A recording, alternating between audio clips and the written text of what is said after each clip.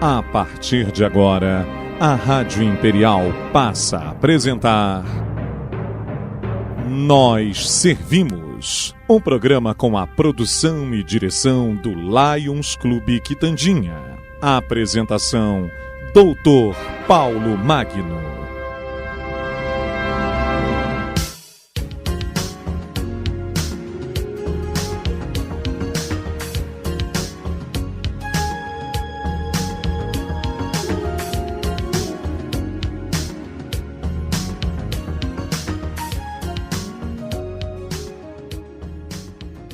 É difícil saber se o governo do presidente Michel Temer foi surpreendido pela greve dos caminhoneiros. Com os serviços de inteligência de que dispõe, seria possível observar o que estava para acontecer. Além disso, não haveria muita dificuldade em prever a reação dos motoristas contra os seguidos aumentos no preço dos combustíveis, que come todo o lucro. Inflação em torno de 3%, os combustíveis tiveram aumento de em torno de 59%, desde que a Petrobras adotou a nova fórmula de reajustes, acompanhando a variação internacional do preço do petróleo. O governo não pode recuar na política de preços da Petrobras porque tem que contornar o problema com a pouca margem de manobra. Além disso, como se não bastasse essa paralisação, o governo Temer começa a sofrer a oposição de aliados, porque preferem evitar qualquer atitude que possa levar à perda de votos, principalmente em vésperas de eleição. O presidente da Câmara e do Senado não querem ter um mínimo desgaste, atribuindo ao governo erros na condução da política de preços dos combustíveis. Vêm com paliativos de CID e até de impostos, mas que não resolvem o problema dos caminhoneiros. A redução que a Petrobras propõe é pífia, em face ao aumento acontecido nos últimos 6 meses. Não bastasse o preço do combustível, ainda há o problema dos eixos dos caminhões, que mesmo trafegando suspensos, sem carga, ainda são obrigados a pagar o pedágio abusivo como se estivessem carregados. Enfim, erra o governo com essa política de querer salvar a Petrobras às custas do povo brasileiro. Roubaram o quanto puderam e agora nós pagamos a conta.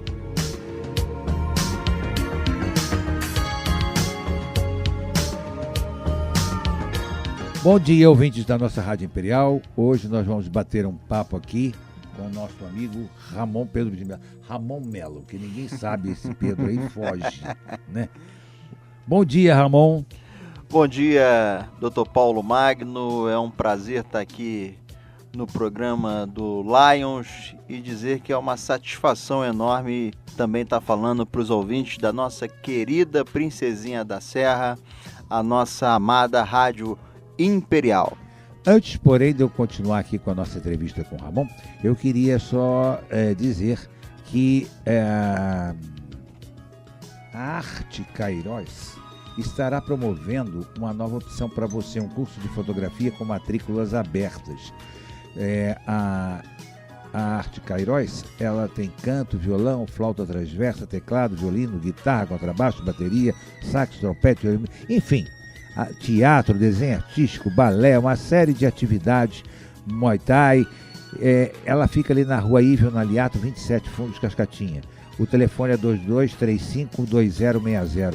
Legal, a Edna está de parabéns por essas atividades que ela promove lá no nosso bairro, lá no distrito de Cascatinha. E agora essa nova opção para você aí, o curso de fotografia com matrículas abertas.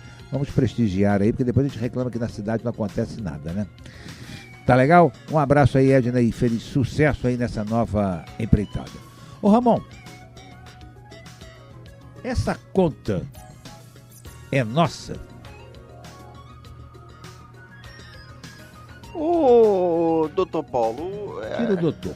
A gente vive um momento muito preocupante nesse país já há algum tempo, não por conta da mudança de governo que aconteceu há algum tempo atrás, porque foi uma mudança dentro da legalidade, sem que houvesse nenhum rompimento com a democracia, mas que ela foi necessária mediante a tudo aquilo que foi plantado e que os frutos, de uma certa maneira, a gente colhe agora.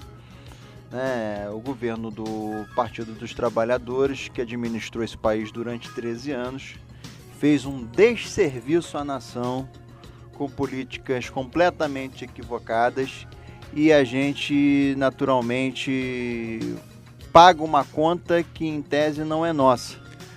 E, afinal de contas, o rombo da Petrobras não fomos nós que fizemos. Nós não compramos Passadina, né? Nós não entregamos para a Bolívia uma refinaria. Por que nós temos que pagar essa conta? Não é só isso, Paulo. A gente também viu a questão da privatização da Petrobras, e eu vou esclarecer aos nossos ouvintes que foi uma privatização à moda PT de se fazer, que eles entregaram a nossa maior empresa estatal nas mãos de pessoas sem nenhuma condição de administrar as diretorias da Petrobras. Por isso que eu digo que é uma privatização. Eles entregaram a empresa, onde fizeram negócios dos mais variados ali dentro, e graças à atuação profunda e efetiva do Ministério Público Federal e de um poder judiciário independente e autônomo, como é o caso da 13ª Vara Federal de Curitiba, cujo titular é o Dr. Sérgio Moro, a gente pôde verificar que eles simplesmente destruíram a Petrobras, né? Seja com essas transações completamente equivocadas, seja através da negociação e da repressão do preço do combustível, onde agora a gente desdobra, uma vez que isso fez com que a Petrobras tivesse um rombo de 40 bilhões de reais só por causa dessas operações, e este governo que está aí, que não foi o senhor nem eu que o elegemos, foi quem votou na Dilma que elegeu o Temer, então Exatamente. Procura agora de alguma maneira fazer uma política que, por mais que interfira na nossa sociedade, mas no sentido de se resgatar a questão da credibilidade da Petrobras, tem que se desenvolver uma nova política de preços de combustíveis que ficaram represados com o único objetivo de se ganhar eleições. E a gente sofre agora com os desmandos que foi o PT no governo federal durante 13 anos, acabando com a Petrobras, fazendo negócios que foram contra os interesses nacionais, como você bem disse, e fazendo uma privatização branca, entregando para pessoas as mais diversas diretorias, que foi o caso, inclusive, daquele presidente da Câmara, não sei se você lembra, o ouvinte já há de lembrar, o Severino Cavalcante, que queria a parte da Petrobras que tratava da furação de poços, porque era ali que estava o dinheiro. E assim foi o desdobramento com o Paulo Roberto Costa, com todos esses que foram denunciados, processados e condenados, Paulo. É isso que tem que deixar bem claro. Então, a origem desse problema todo, né, eles que gostavam muito de falar da herança maldita que eles haviam recebido e tal, mas nada comparado ao que verdadeiramente eles estão deixando de legado para o Brasil. Exatamente. Até porque o seu maior líder hoje está preso. Está preso, exatamente. Estão os caminhoneiros com razão? Não é só pelo preço dos combustíveis, mas também pedágios e a má conservação das estradas, não é isso? Olha só, Paulo, eu falo um pouco de cadeira com propriedade porque eu sou filho de caminhoneiro. Na verdade, eu sou filho e neto de carreteiro, né? O meu avô teve um Studebaker, né? O meu avô ainda dirigiu caminhão movido a gasolina. Então a gente conhece um pouco essa série histórica do que os caminhoneiros, principalmente os autônomos, né, vem passando. Sofrem nesse país, né? O meu pai mesmo se aposentou no ano de 2005, já louco, doido, desvarado, para querer rasgar a carteira de habilitação dele, porque ele não aguentava mais. Acredito. Tudo isso que passava, porque em determinado momento histórico era até um glamour ser motorista de caminhão, né? Você viajava, as estradas tinham uma outra, um outro ambiente, não tinha questão da insegurança, não tinha essa questão do alto custo do petróleo, tinha uma questão relacionada aos fretes e tal, tinha um certo glamour. De uns tempos para cá, na nossa história mais recente, tudo isso se perdeu. E começou a ter, e aí é uma questão que a gente há de respeitar, porque é do capitalismo, começou a haver uma concorrência e automaticamente ficou difícil de você, com uma autonomia, que nem era o caso do meu pai que tinha um caminhão apenas, disputar com grandes empresas, com grandes transportadores. Mas isso é do mercado. É lógico. É do mercado, não é essa a pauta.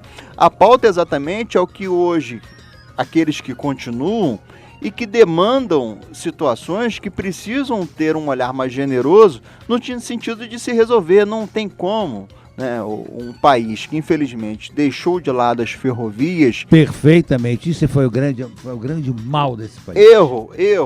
E hoje eu li alguma coisa, Paulo, que cabe uma reflexão que a gente deveria se aprofundar em determinado momento, e você que tem um vasto conhecimento da história nacional, né, que credencia um pouco a esse afastamento, a esse desligamento das ferrovias, a certos interesses do governo Juscelino Kubitschek, onde quis favorecer a entrada de empresas no sentido de se industrializar e construir automóveis e caminhões, que foi na época da Ford, da Volkswagen. Então, houve, me parece que na nossa questão histórica, algo nesse sentido com o início da desativação das nossas ferrovias, que hoje a gente começa a ficar feliz, que me parece que vai inaugurar um trem turístico ligando Três Rios a Cataguases no próximo mês, que tomara. Super interessante. Mas a pauta dos caminhoneiros é uma pauta legítima, que a gente precisa ter um olhar generoso, mas acima de tudo, eu já fiz um contato, na verdade ele me ligou hoje pela manhã, que é o Jorge Lisboa,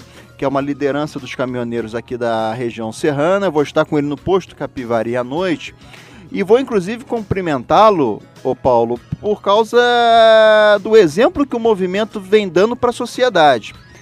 Quando meu pai era carreteiro, ainda no ano lá de 2001, 2002, os piquetes, a gente chamava de piquete, era uma coisa muito desagradável, porque eles paravam a pista, os caminhões que não paravam eram apedrejados para que o movimento pudesse ganhar força. Hoje não, hoje teve um amadurecimento e esses caminhoneiros estão tendo a consciência de que precisam estar unidos, pararem verdadeiramente para que a sociedade sinta o impacto e a necessidade deste serviço essencial e o governo tome providência. Pois é, agora deixa eu te fazer uma pergunta. Aonde estava a ABIN que não decodificou o que iria acontecer?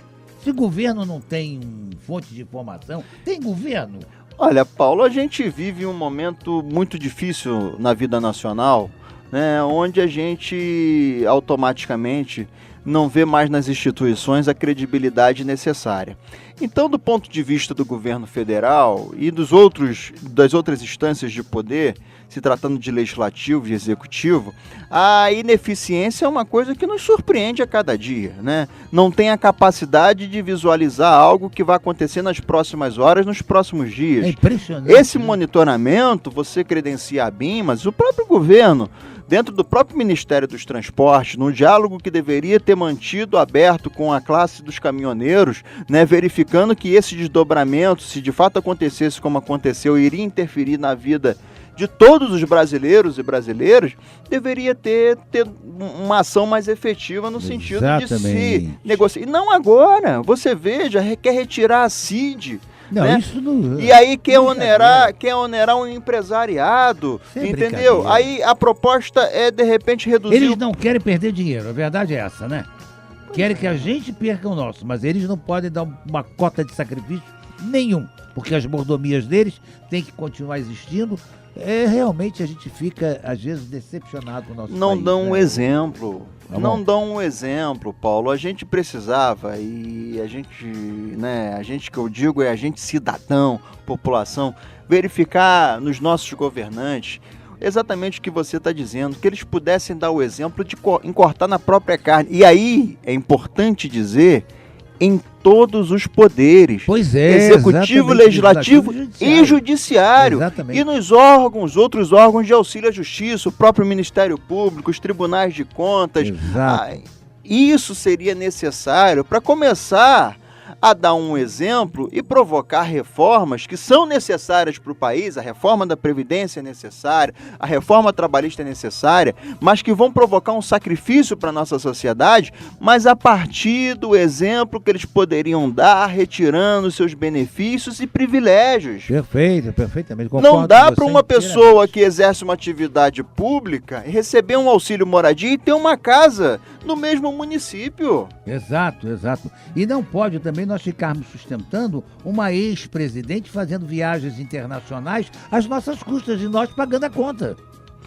Isso é um absurdo total. Não pode mais no Parlamento Fluminense, olha quantos exemplos que a gente pode dar, no Parlamento Fluminense a gente tem isso, no Congresso Nacional, não sei se nosso parlamento local tem, mas ainda gabinetes receberem uma cota de R$8.000 de selo de correio na era digital. Ninguém usa mais correio, meu Deus do céu. Pra mandar cartinha, ninguém faz isso mais. E mais, não podemos suportar também que alguns que estejam afastados do poder continuem a receber. Como é que pode um ex-presidente da República que está preso ter segurança, carros à disposição? Como também temos exemplos tão próximos a nós. Não há dúvida nenhuma. Não é?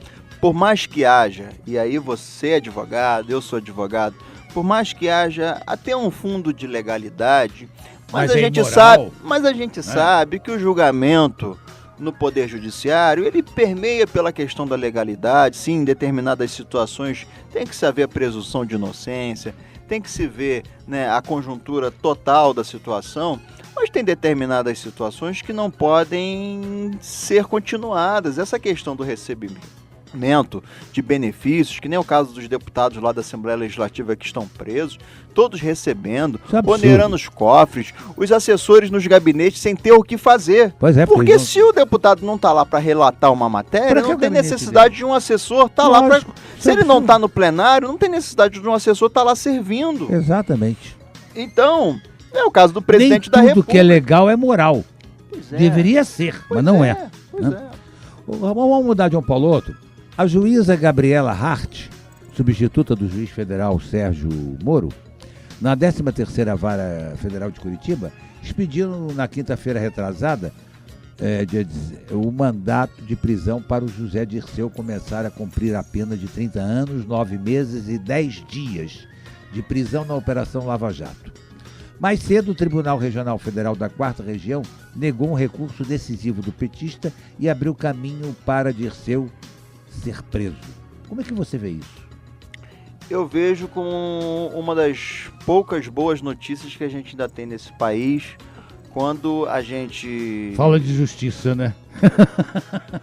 A gente ainda vê um poder, uma instituição funcionando, por mais que seja uma vara tão distante, um juízo tão distante do nosso Estado, mas que pode dar o exemplo no sentido de se processar e julgar, inclusive em tempo hábil, todos aqueles que de alguma maneira cometeram um crime, e aí o crime que esses cometeram, como é o caso do José Dirceu, não é um crime apenas contra a instituição que ele esteve lá e representou e de alguma maneira praticou a corrupção, é um crime contra a sociedade brasileira, porque o dinheiro público, na sua falta, ele interfere na nossa vida como um todo. E a questão do José Dirceu, a gente precisa relembrar que ele é reincidente. O José Dirceu já foi preso, já foi processado e condenado. Preso, segundo alguns, na ditadura e preso agora. É verdade, eu nem me lembrava disso, mas você faz um registro histórico, né? Foi preso na ditadura. Mesmo, né? No período democrático, é a segunda vez que ele é preso novamente. E em outro momento, no caso do Mensalão, é preciso que a gente relembre isso, ele era ministro da Casa Civil do presidente presidiário Luiz Inácio Lula da Silva, e ali ele também foi processado e condenado pelo Supremo Tribunal Federal.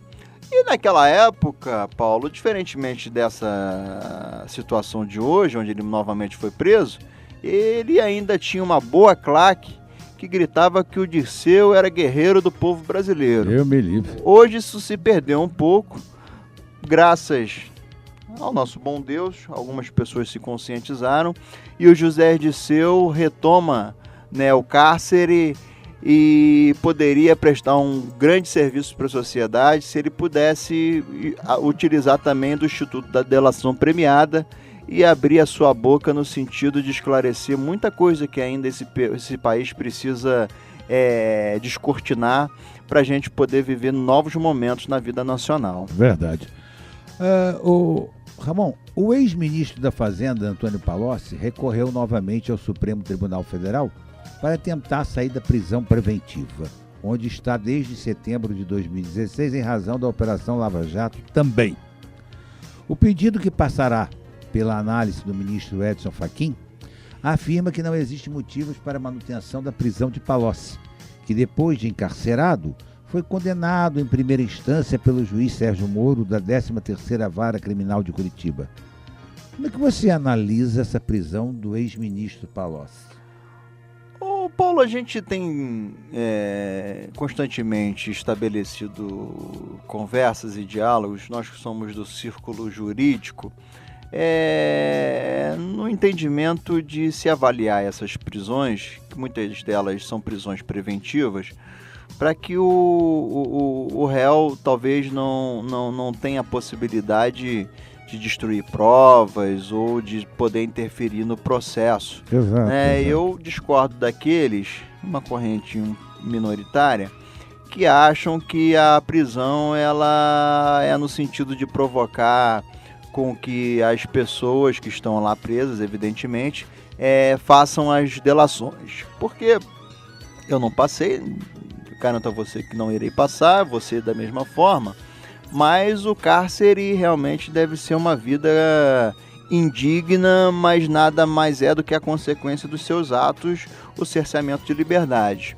O caso do Palocci é bastante suspeito, porque por diversos momentos ele intentou uma delação premiada sem obter sucesso, porque as informações que nos chegam é que não seriam muito suficientes, digamos assim, as colocações que ele tenha feito sobre a participação dele no governo do PT no Planalto Central. E ele, de uma certa maneira, argumentar que não há mais necessidade da sua prisão é, de uma certa maneira, leviano, uma vez que ele já passou da prisão preventiva e já foi condenado em primeira instância. Então ele deve permanecer sim, e aí a gente retoma um tema que tem que ser discutido mais a fundo nesse país, mas que, por graça, e eu acredito também, do nosso bom Deus, foi decidido pelo Supremo Tribunal Federal, que deve se estabelecer a pena a partir da condenação de segunda instância. Mas em que países, e aí países que têm uma democracia consolidada, muitos deles, a pena já é aplicada na primeira instância, né? Então o Palocci não assiste razão. Eu estou convencido de que essa organização criminosa que tomou o país durante 13 anos, ela é muito responsável por todos esses ilícitos que aconteceram e que estão sendo desvendados. Não há nenhuma comprovação que possa haver uma construção de prova ilegal, tudo é fundamentado, tanto que você veja o próprio exemplo do ex-presidente da República. Ele foi julgado em primeira, segunda instância, o seu habeas corpus foi analisado pelo Superior Tribunal de Justiça, logo após pelo Supremo Tribunal Federal, e continuou na mesma. Então a gente tem que acreditar na nossa justiça, que ela esteja sendo feita na sua integralidade.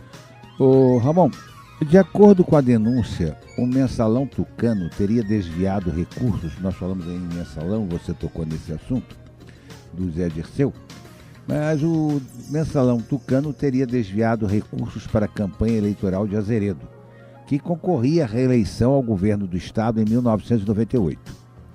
O esquema envolveria a Companhia Mineradora de Minas Gerais, a Comig, a Companhia de Saneamento de Minas Gerais, Copasa, e o Banco do Estado de Minas Gerais, o BENGE, e teria desviado ao menos 3,5 milhões por meio de supostos patrocínios a 3 eventos esportivos: o Iron Biker, o Supercross e o Enduro da Independência. Todos os réus negam envolvimento dos crimes. Todo mundo é santo. né? Todo mundo é um anjinho. Por que a justiça do Brasil é tão lenta para punir os crimes? Ô Paulo, a gente retoma um pouco o início da nossa conversa aqui no programa. Eu acredito que a gente vai viver um novo momento na vida nacional daqui por diante, né? Eu acredito que a gente vai permear um pouco por esse campo aí das eleições ainda aqui no teu programa, mas algumas mudanças vêm ocorrendo e que vão interferir nesse processo. A gente falou agora há pouco da condenação em segunda instância, que obriga que o réu cumpra a pena a partir dessa decisão do órgão colegiado.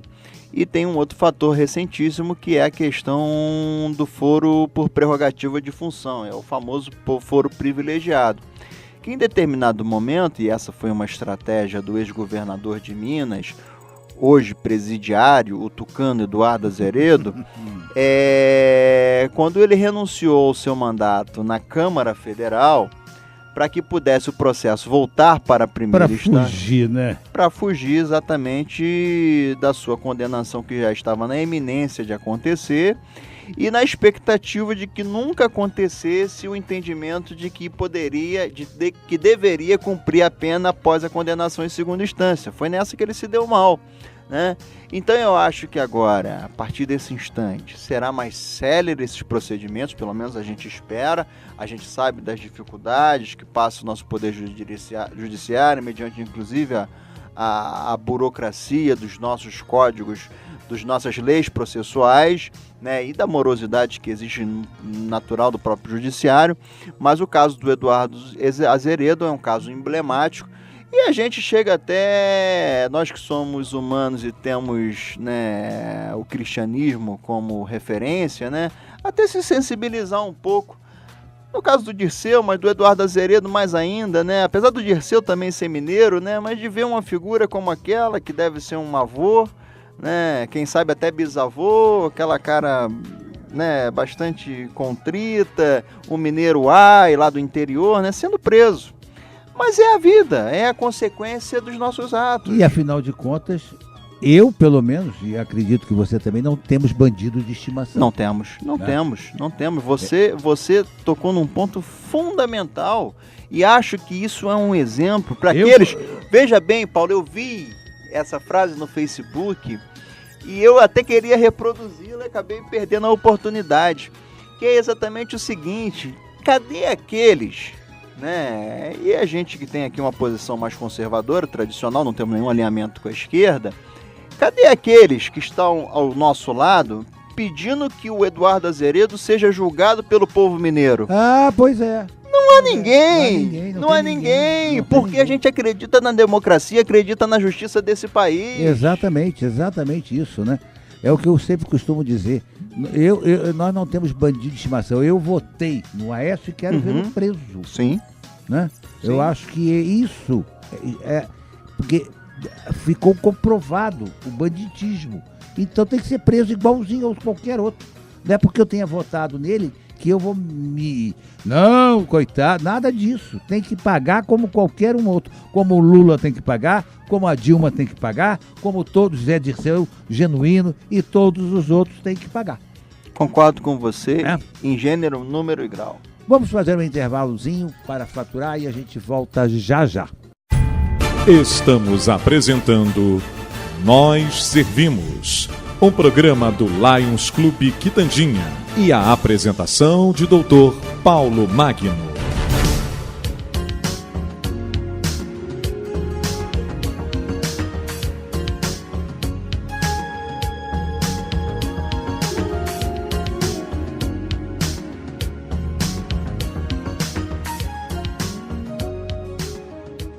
Bem, estamos voltando com o nosso segundo bloco aqui do nosso programa. Estamos entrevistando aqui Ramon Melo, que é uma das lideranças jovens da nossa cidade, incontestavelmente, que é uma pessoa de índole política, mas política no bom sentido, nesta politicagem, né, Ramon? É verdade, é verdade. Né?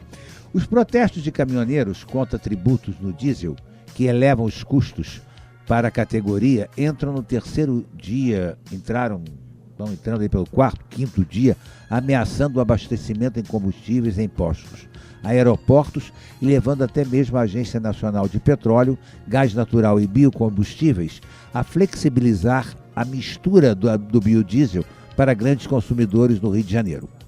Como você vê a situação do combustível no país com esses constantes aumentos? Por que isso acontece? Por que o nosso ICMS no estado do Rio é o maior do país? Ô Paulo, a questão tributária tem que ser discutida urgentemente no Congresso Nacional.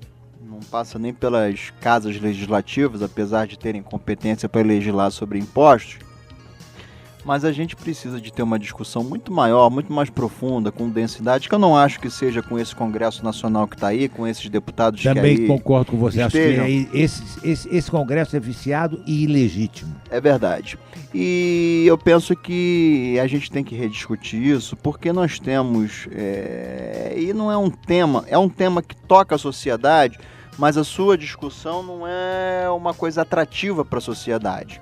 Mas precisam daqueles que tenham o mínimo de capacidade, de conhecimento dentro dessa área, provocar essa discussão, porque nós vivemos hoje num país onde toda arrecadação, grande parte do bolo tributário se concentra no governo central, que em determinadas situações faz o repasse para os estados.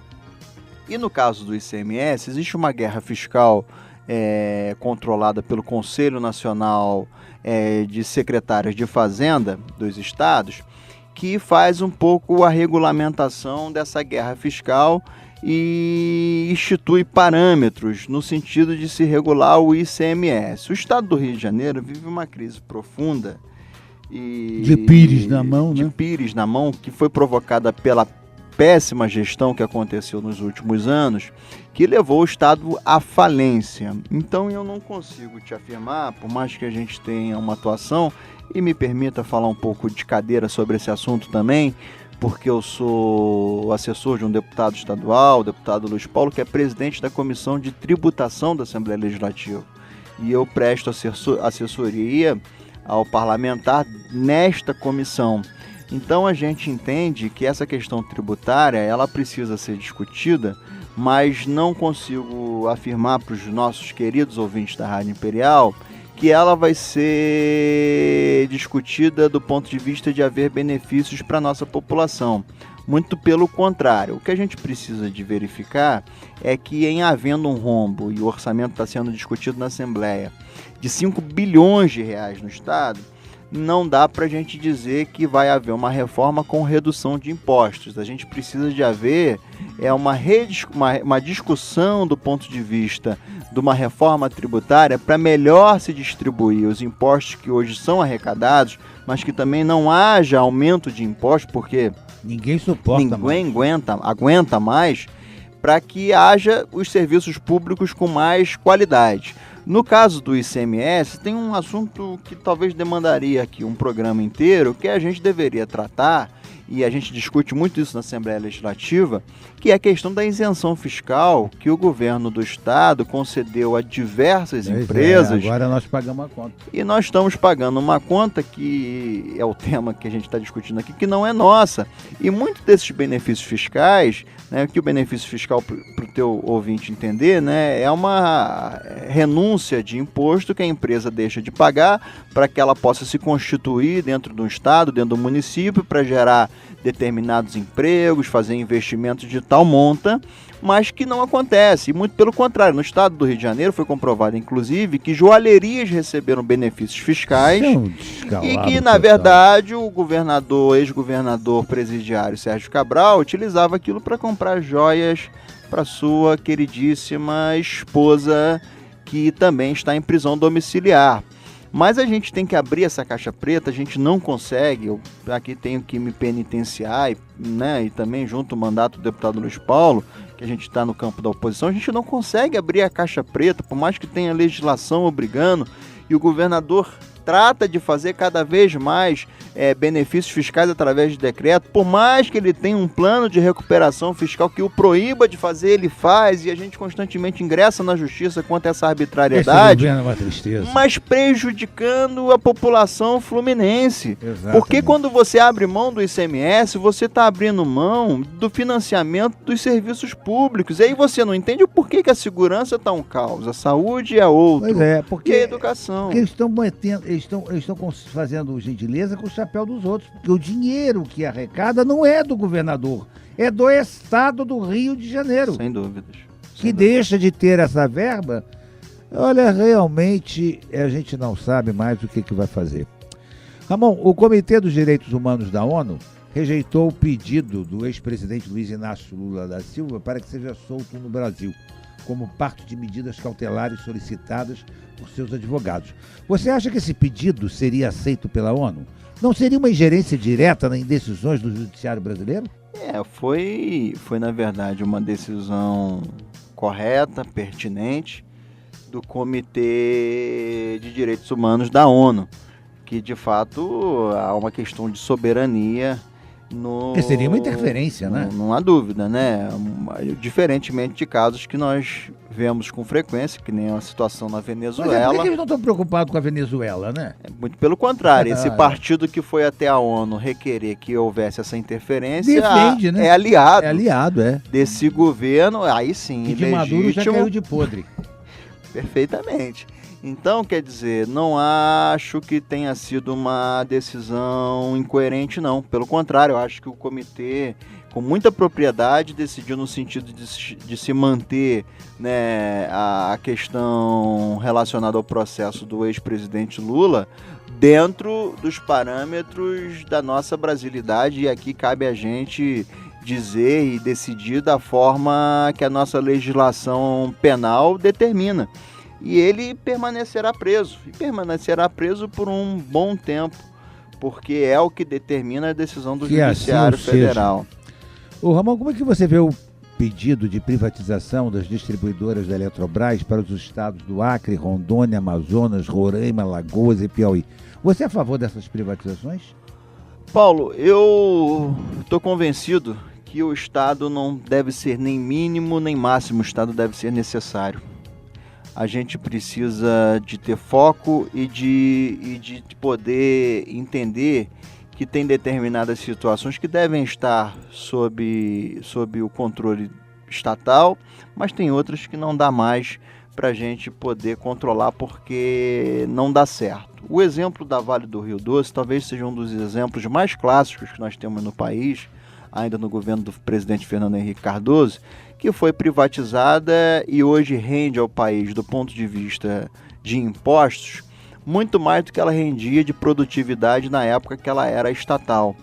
E a gente tem que acabar e exigir de uma vez por todas que os governos tenham eficiência. E só há eficiência quando há uma gestão séria, no sentido de se colocar pessoas capacitadas. A Eletrobras já passou da hora de ser privatizada. Eu defendo isso com veemência. Concordo com você. Eu acho que o Estado é um péssimo patrão e um péssimo gestor. Péssimo, né?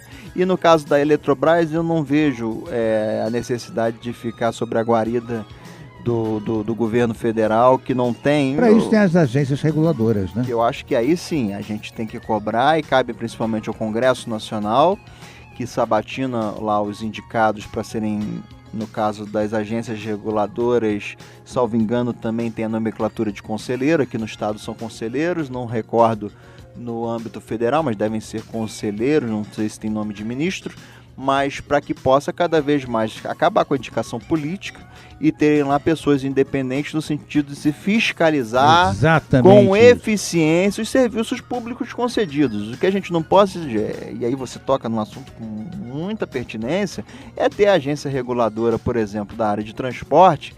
Aconteceu o que acontece aqui com a nossa BR-040. Exato. Cadê o papel da NTT? É uma desgraça. Que já deveria ter interferido nesse contrato, ter pedido a suspensão, aberto os pedágios. Ter cassado essa concessão da Concer. É inadmissível. Realmente, isso é terrível. Ô Ramon, o ministro da Segurança Pública, Raul Jungmann, Ele oficializou o anúncio em solenidades do BNDES no Rio. Estados poderão solicitar linha de crédito para compra de equipamentos e projetos estruturantes. Inadimplente, o Rio de Janeiro só poderá usar o dinheiro para a compra de material. Existe uma solução a curto prazo para se resolver o problema da segurança no Rio de Janeiro? Existe. A primeira solução é a gente eleger em outubro próximo um governador dentro de uma chapa que aparenta, pelo menos, nós não vamos conseguir garantir ninguém, é só a gente elegendo mesmo, mas que a gente possa apostar numa renovação, um governador que proponha, né, um ajuste profundo nas despesas do Estado, que proponha para a gente um governo mais eficiente e que nos aponte um caminho no sentido de se aumentar a arrecadação do Estado sem aumento de impostos. É um primeiro parâmetro que nós devemos observar. O segundo é exatamente dentro da gestão, o próximo governador ter pessoas lá capacitadas para que ele possa aplicar essas promessas que ele irá fazer, no sentido de se gerir com bastante capacidade a pasta de segurança pública. Eu talvez observo que seria necessário talvez um comprometimento do candidato a governador no sentido de se estabelecer essa continuidade da parceria que existe com o governo federal, porque a questão da intervenção, ela não é uma questão que se resolve a curto prazo, ela é a longo prazo. E precisa de haver medidas drásticas, como está acontecendo, por mais que não pareça, e eu aqui não sou adepto nem do presidente Temer, nem do governador Pezão, mas a gente precisa de talvez reconhecer algumas situações. A questão da intervenção nos parece que trabalha muito com inteligência e que caminha com passos lentos, evidentemente, no sentido de se entender a máquina pública de segurança pública, para que haja uma reformulação das nossas forças de segurança, inclusive, Paulo. Exato, eu acho que até a integração hoje da polícia de uma forma geral, né, a polícia local, estadual e federal, integradas, trocando informações, isso vai ajudar no combate ao banditismo. Não tem dúvida. Não tem dúvida. E mais longe. Já é um avanço. Mais longe, Paulo. Eu acho que a gente também interfere muito na questão de segurança pública, a questão econômica. O problema do desemprego no nosso país, que atinge aí já um número de 14 milhões de desempregados, é um fator preponderante na questão do crescimento do banditismo e de tudo isso que a gente tem visto principalmente na nossa região metropolitana. Petrópolis começa também a receber reflexos dessa questão. Preocupante isso. Infelizmente, né, a gente vê aí essas operações no Atílio Marote, Caxambu, alguma coisa, próprio bairro da Glória, mas que a gente precisa rapidamente é que esse país comece a se desenvolver, que encontre o caminho do crescimento para a geração de oportunidades, porque eu costumo dar o exemplo do pai de família, Paulo, que muitas das vezes fica desempregado e vai para casa e tem lá uma esposa com 2, 3, 4 bacuri, né, 4 crianças, e é forçado muitas das vezes pela facilidade que tem de adquirir uma arma e tal, e ir para a rua fazer um ganho fácil, porque ele tem que botar a comida na mesa da sua família. Isso é uma questão social que precisa ser observada, como também tem que ser observada a questão da punibilidade. A gente precisa de ter, não sou um adepto da ditadura, mas uma repressão maior, no sentido de que ele possa entender também que aquilo ali não é a vida. Não... Entendeu? Então a gente tem que juntar a questão social com a questão de segurança pública, objetivando essa questão da repressão, para que a gente possa resolver essa situação o mais rápido possível. Ô Ramon, 3 pessoas morrem todos os dias à espera de uma vaga em unidades de terapia intensiva, as UTIs, na saúde pública no Rio de Janeiro, segundo a Defensoria Pública do Estado do Rio. Essa semana, o órgão denunciou o tratamento, ou a falta dele, melhor dizendo, à Comissão Interamericana de Direitos Humanos nos Estados Unidos. A saúde do Estado tem jeito? Paulo, a gente retoma a questão parecida com segurança pública. A saúde pública é questão de gestão e que passa, por mais que aí eu tenha uma divergência com alguns atores políticos que eu respeito muito, mas eu acho que a questão da saúde pública passa por gestão e em determinadas situações, infelizmente aqui no estado do Rio de Janeiro, se perderam do ponto de vista dessa administração e dessa organização, que é exatamente a parceria público-privada que é estabelecida. No estado de São Paulo deu muito certo, aqui no Rio, infelizmente, foi tomada pela corrupção em grande parte, nem todas, mas a parceria que deve existir é com gestores privados, em administrações de hospitais, de UPAs, né, de grande, médio e pequeno porte, para que tire da mão do Estado essa questão da gestão.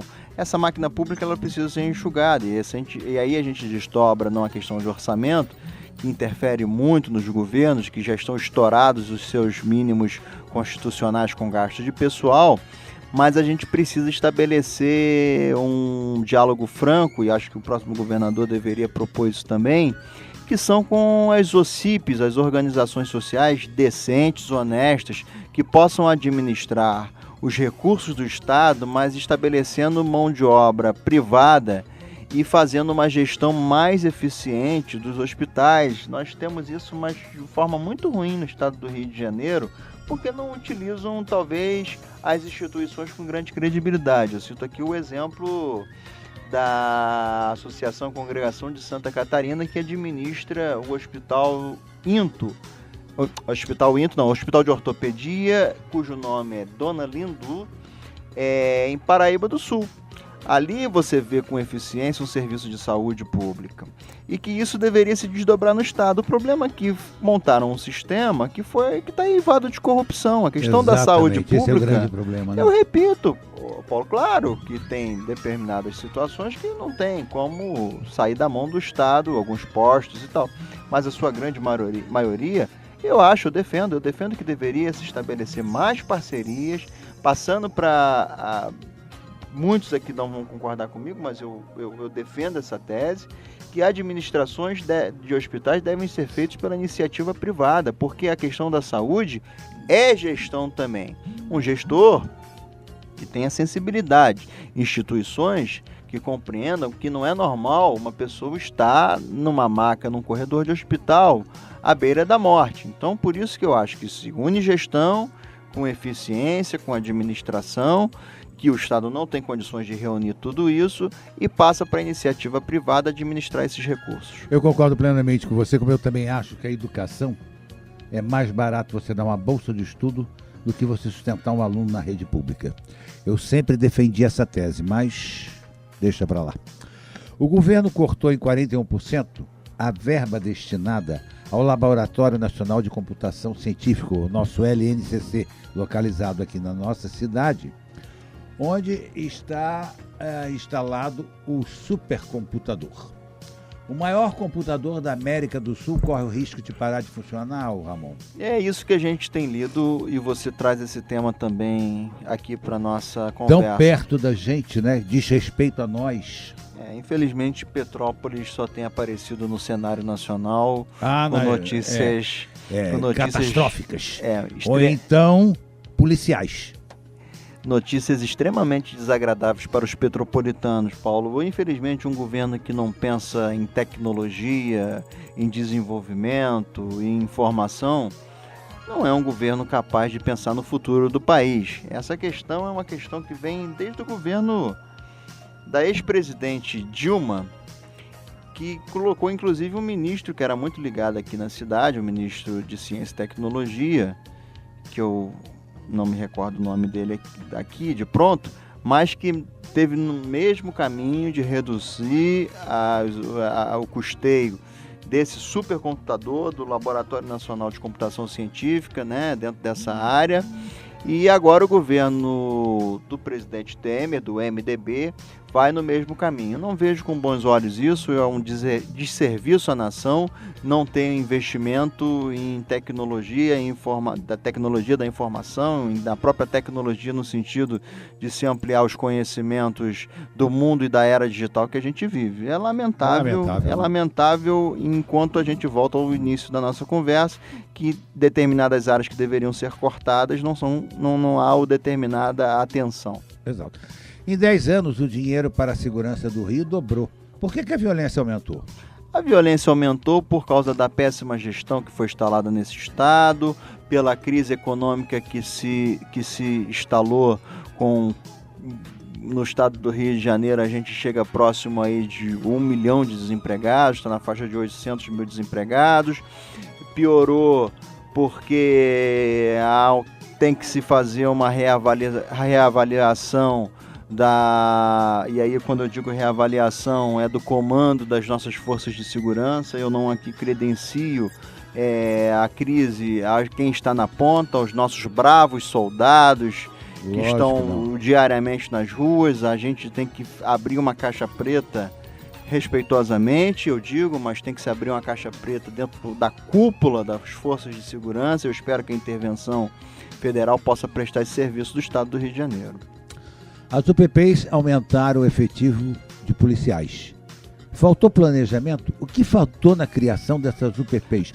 Ou isso foi só para campanha de governador? As UPPs você matou a charada, matou a minha resposta. Foi uma estratégia política do governador presidiário, Sérgio Cabral Filho, para que pudesse ganhar a eleição. Faltou ali uma ideia até embrionária positiva, mas que não bastava, que ela não era plena em si mesma. Precisava de outras questões relacionadas ao desenvolvimento das localidades onde foram instaladas. Saneamento, saúde, educação, tudo. Não teve nada, Paulo. Né? Não teve nada, foi só a instalação de latas, né, que são os containers dos UPPs, com policiais que eu afirmo que também não tinham preparo, não tiveram a preparação necessária. Que qualquer tiro de 38 fura, até de 22 se bobear. É isso. Né? Então não houve uma atenção integral para um projeto que, repito, ela não é plena em si mesma. Então ela precisava de outros serviços públicos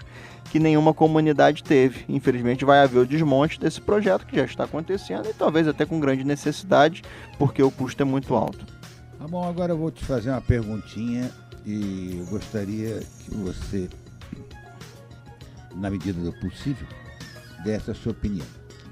O presidente da Câmara de Vereadores de Petrópolis e mais um vereador são alvos de uma operação do Ministério Público Estadual por meio da Subprocuradoria Geral da Justiça de Assuntos Criminais e de Direitos Humanos e a Delegacia Fazendária. A Operação Caminho do Ouro, realizada em Petrópolis, cumpriu mandato de prisão preventiva contra os dois. Não é a primeira vez que Petrópolis tem representantes presos. Como é que isso afeta a nossa cidade, Ramon? Olha, Paulo, eu primeiro, por mais que eu seja uma pessoa que tenho e quero ter mais ainda uma vida pública, não é com alegria que a gente comenta uma situação dessa. Quero ter a vida pública e afirmo, inclusive, que considero o presidente da Câmara e o vereador que está foragido até adversários políticos. Sou um crítico contundente das práticas políticas do ponto de vista institucionais que até então a gente observava na gestão pública no município de Petrópolis. Agora, com a questão da corrupção em evidência, é natural que a gente aumente, inclusive, as nossas críticas, porque não são também as nossas práticas. Mas, infelizmente, a gente observa que a imagem da nossa cidade é extremamente prejudicada, porque havia ali uma grande promessa do principal ator que está preso, né, no sentido de ser uma renovação política, né, no cenário. Pena, eu lamento, Paulo, porque eu tenho 34 anos de idade e, salvo engano, é a mesma idade do ex-presidente da Câmara. Eu também tenho um filho de 10 anos, ele tem um filho, me parece que nessa idade, uma outra menina, e a gente lamenta, mas não passa a mão na cabeça. Acho que ele tem que ser processado, julgado, ter todo o seu direito de defesa e de contraditório assegurado.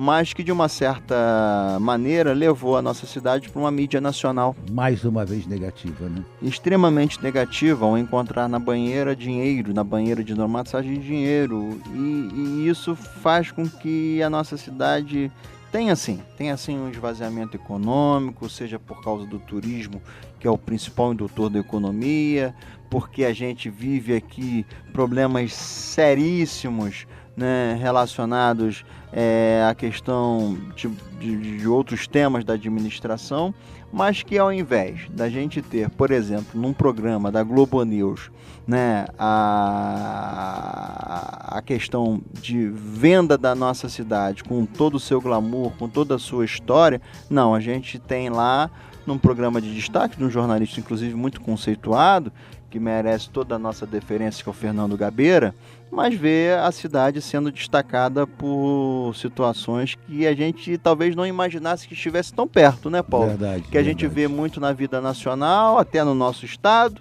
mas que aqui no nosso município eu confesso a você, me surpreendeu evidentemente muito negativamente e que nos deixa entristecido, mas confiante que é possível acreditar que a gente pode construir uma cidade muito melhor, sair desse momento tão ruim, de tanta desgraça na vida pública que a gente vê e de uma fama péssima que a nossa cidade acabou adquirindo com esse fato tão triste para a sociedade petropolitana. Uma mancha realmente na nossa história, né?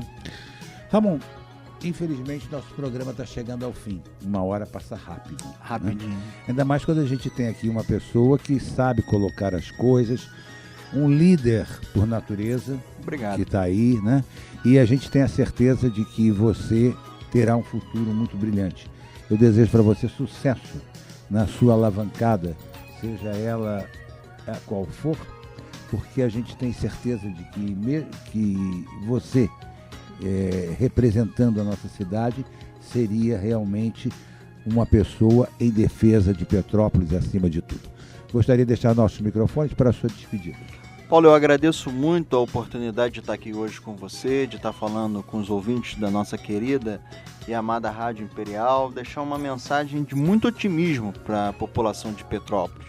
Que a gente possa viver nos próximos anos dias melhores, né? Com uma profunda transformação que a gente pode e deve fazer através de um instrumento tão fácil, que é o voto, né? Acho que só através do voto que a gente consegue e vai conseguir transformar a vida das pessoas, porque quer queira ou não, a política ela está envolvida 100% na vida de cada um de nós. Seja qual tema você escolher, pode ter certeza que a política vai influenciar nestes temas e na sua vida. Então, um abraço muito carinhoso para todos os seus ouvintes, que a gente possa estar junto em outras oportunidades. Muito obrigado. Estaremos, se Deus quiser. Eu queria, antes de a gente encerrar o nosso programa, fazer aqui um convite ao povo petropolitano, porque recebemos da nossa presidente da AFIP, com a qual o Lions Clube Quitandinha também tem parceria em várias atividades, que vai acontecer o baile da FIP, com buffet incluso, no dia 8 de junho de 2018, no Clube Petropolitano, a partir das 21 horas, com traje esporte fino. O ingresso é R$100 por pessoa, uma realização, essa renda será revertida para o projeto Juro Verde da própria AFIP, né? Então, quem quiser adquirir os convites, os ingressos, melhor dizendo, estão na Evelish Joias, na rua 16 de março, na Charlotte, dentro do Bauhaus, e na Williams, aquela loja de doce ali na 16 de março também. Então, a gente estende esse convite aí para o povo, para a população de nossa cidade. É uma oportunidade, vai ser um baile muito gostoso, muito bonito. Lógico, aliás, como tudo que a Vera faz na presidente da AFIP, são coisas muito gostosas, muito interessantes e muito aconchegantes de se participar. Estaremos lá com certeza também e desejando desde já um sucesso para essa atividade da AFIP. Bom, amigos, nós tivemos aqui o prazer, como eu disse, de ouvirmos o nosso amigo Ramon Melo. Na semana passada, no sábado passado, nós tivemos a premiação do Prêmio Lions, os Prêmios Lions entregues aqui em Petrópolis, né, pelo nosso governador Benedito Chiaradia, que esteve aqui. O nosso clube indicou três homenageados, que foi a TM Produções e Evento para o Prêmio Lions de Cultura, o professor Dr. Henry Grazinoli para o Prêmio Lions de Educação e o Dr. William Tanuri para o Prêmio Lions de Saúde. A festa foi muito bonita, muito bem conduzida e apresentada pela nossa presidente de divisão, companheira Leda Maria Galuzzi, né, que fez uma festa muito simpática, agradou a todos. Os outros clubes também, o Lions Clube Petrópolis Centro e o Lions Clube Petrópolis Itaipava, apresentaram os seus premiados. Enfim, foi uma festa que vai ficar marcada aí, tenho certeza, para aqueles que foram devidamente homenageados. E o nosso clube também participou da caminhada das doenças de Crohn e doenças ulcerativas, intestinais ulcerativas, a retocolite, no sábado passado também, que aconteceu aqui. De parabéns aí à Associação de Crohn e retocolite por mais essa iniciativa, da qual nós sempre participamos e temos uma parceria anual aí para a divulgação da caminhada. Parabéns mais uma vez ao Dr. José Francisco pela magnífica festa que foi feita lá na Praça da Liberdade. Depois houve a caminhada e retornar à Praça da Liberdade. Bom, ouvintes, ficamos por aqui hoje. Um abraço a todos. Quero agradecer aqui as manifestações de carinho da Olívia, da Conceição, da Eunice Catunda, que é nosso ouvinte número 1 aí sempre na audiência, né? E até semana que vem, quando voltaremos mais uma vez com o nosso programa. Nós servimos sempre sob a chancela do Lions Clube Petrópolis Quitandinha. Obrigado ao William aí na técnica da gravação e ao Lucas na divulgação aí do nosso programa. Um abraço a todos. Fui!